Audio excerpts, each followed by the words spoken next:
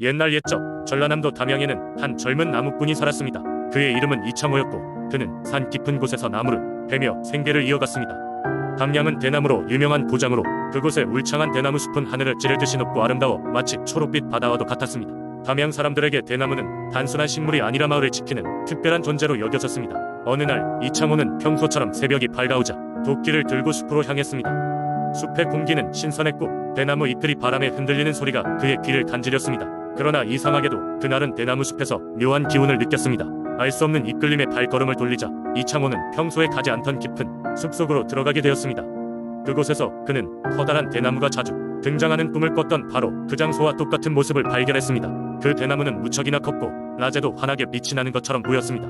가까이 다가가니 대나무 밑동에는 흰 구름처럼 보이는 연무가 서려 있었습니다. 순간 대나무가 마치 살아있는 듯 움직이는 것을 느낀 그는 깜짝 놀라 뒤로 발걸음을 뺐습니다. 바로 그때 대나무에서 미묘한 빛이 뿜어져 나오더니 그것은 천천히 사람의 형상을 이루었습니다. 그는 깜짝 놀라 도끼를 놓치고 말았습니다. 인간의 형상을 한 것은 다름 아닌 신령이었습니다. 그는 보랏빛 옷을 입고 있었으며 얼굴은 자비롭고도 신비롭게 빛났습니다. 신령은 이창호를 향해 미소를 지으며 말을 걸어왔습니다. 두려워 말게나 젊은 나무꾼이여, 나는 이 대나무 숲을 지키는 신령이네. 너의 진실한 마음과 자연을 사랑하는 순수한 마음이 나를 불러낸 것이네. 이창호는 당황한 나머지 말을 잇기가 어려웠지만 신령의 자비로운 눈빛에 마음이 차츰 누그러졌습니다. 신령은 그에게 다가와 대나무의 고귀한 비밀을 전해주겠다고 했습니다. 이곳의 대나무는 세상과 하늘을 잇는 다리와 같지. 이 대나무의 힘을 제대로 깨우친다면 너는 하늘의 길을 열 수 있을 것이네. 신령의 안내에 따라 이창호는 대나무 숲의 깊이를 하나씩 알아가게 되었습니다.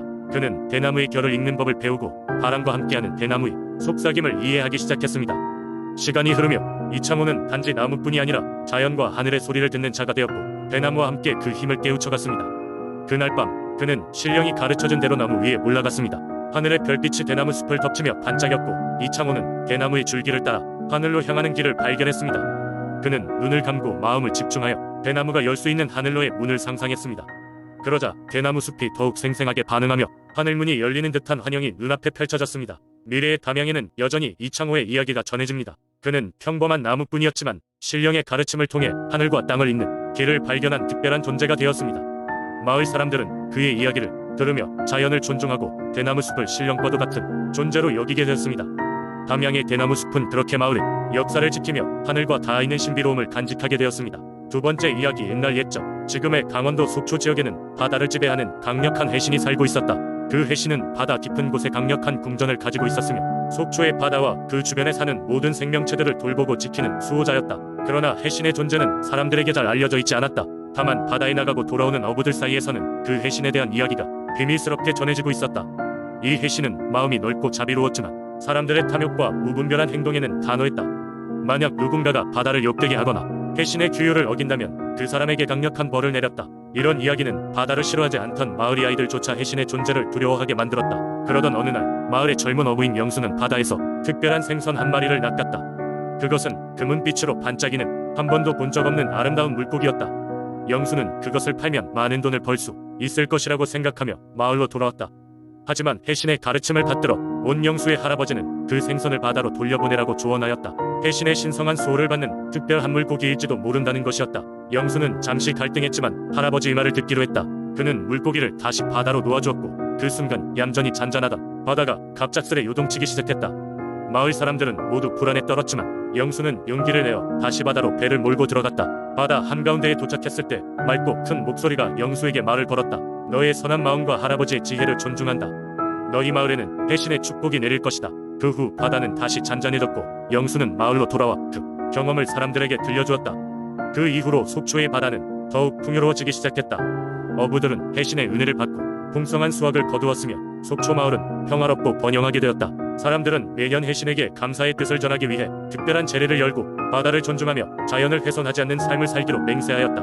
해신의 전설은 세월이 흐름에 따라 그 실체가 희미해졌지만 여전히 속초 사람들의 마음속에는 바다에 대한 경외심을 심어주는 중요한 이야기로 남아있다. 세 번째 이야기. 옛날 옛적 동해의 작은 어촌 마을에는 바다를 지키는 여신 해랑과 그녀의 동료인 용왕이 살고 있었다.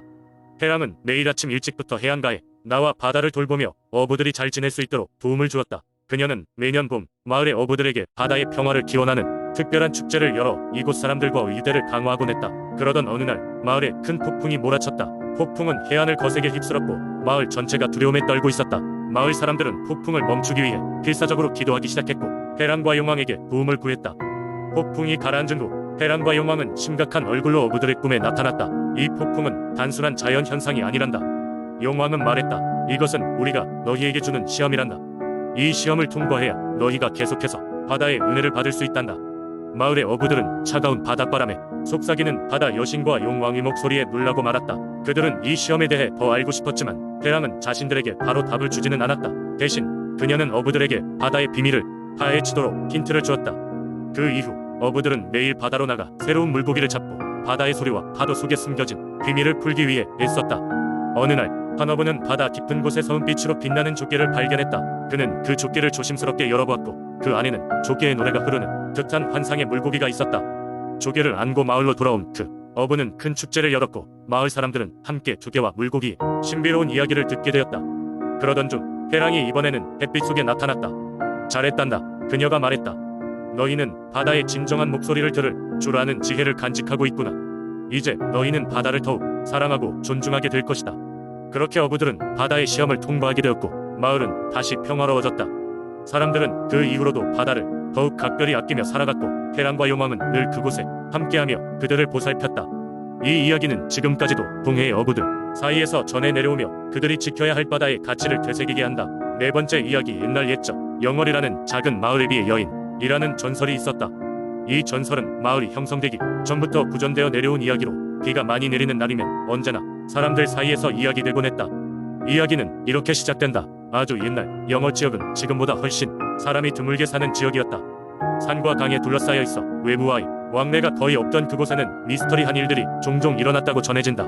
그 중에서도 가장 유명한 것이 비의 여인이다. 어느 날 하늘에 무지개가 짙게 들이운 날씨였다.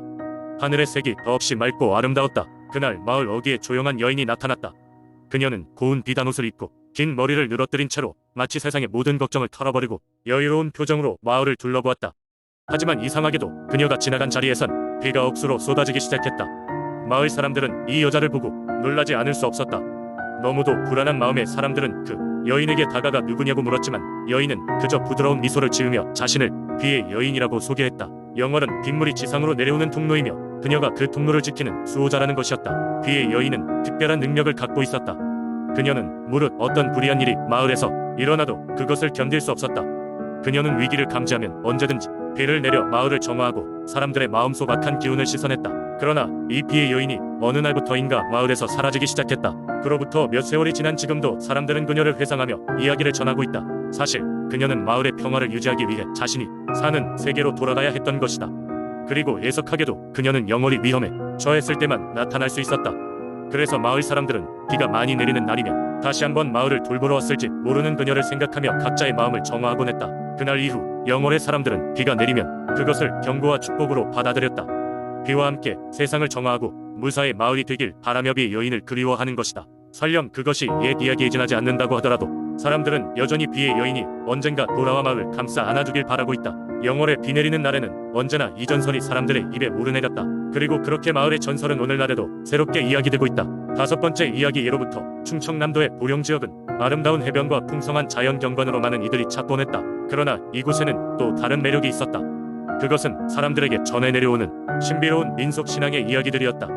그 중에서도 가장 널리 알려진 이야기는 용왕과 관련된 전설이었다. 옛날 보령의 작은 어촌 마을에 한 젊은 어부가 살고 있었다. 그의 이름은 수연이었고 그는 가족을 위해 매일같이 바다로 나가 고기를 잡아 생계를 이어갔다. 하지만 어느 날은 기상이 갑자기 악화되어 거친 파도와 강한 바람으로 인해 배가 뒤집힐 위험에 처하게 되었다. 숱한 노력을 기울여도 상황은 나아지지 않았고 수연은 배를 포기해야만 했다. 그렇게 절망에 빠져 있을 때 수연은 물결 속에서 반짝이는 비늘 같은 것을 발견했다. 그는 그것이 이상해 보이지는 않았지만 가까이서 바라보니 그 물체는 꿈에서도 보지 못한 거대한 용이었다. 용은 무섭다기보다는 장엄했고 수연을 큰 눈으로 바라보며 안정된 목소리로 말했다. 인간이여, 내가 이렇게 목숨을 잃을 위기에 처하게 된 것은 내 잘못이 아니냐. 나의 은혜를 받을지니 내가 진심으로 바다와 자연을 아끼고 있는 것을 알고 있으니 앞으로는 바다에서 어떤 위험도 닥치지 않도록 내가 보호할 것이다. 그러면서 용은 거대한 꼬리를 움직여 거센 파도를 가라앉게 하고 바람을 잠재웠다. 수연은 깊은 감사의 마음을 담아 용에게 절을 하고 그날의 사건을 마음에 새기며 마을로 돌아왔다. 그 후로 수연은 그 전보다도 더 많은 물고기를 잡았고 바다에서 재산을 모을 수 있었다. 그는 마을 사람들에게 이 사건을 전하였고 마을 사람들은 용왕의 은혜에 감사하며 매년 정해진 날에 해안가에서 작은 제사를 지내기 시작했다. 세월이 흘러도 이 전통은 사라지지 않았고 매년 그날이 되면 마을 사람들과 관광객들이 모여 해안에서 용왕제를 지내며 바다의 안전과 풍요를 기원했다. 그리고 이곳 보령의 해변을 찾는 이들도 이 신비로운 이야기를 듣고는 그 은혜를 간직하게 되었다.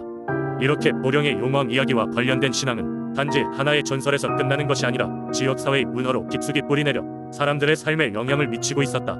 신비로운 바다와 용왕의 이야기는 오늘날에도 여전히 사람들의 마음속에 살아 숨쉬고 있으며 모두에게 경애와 감사를 일깨워주는 은혜로운 전설로 남아있다.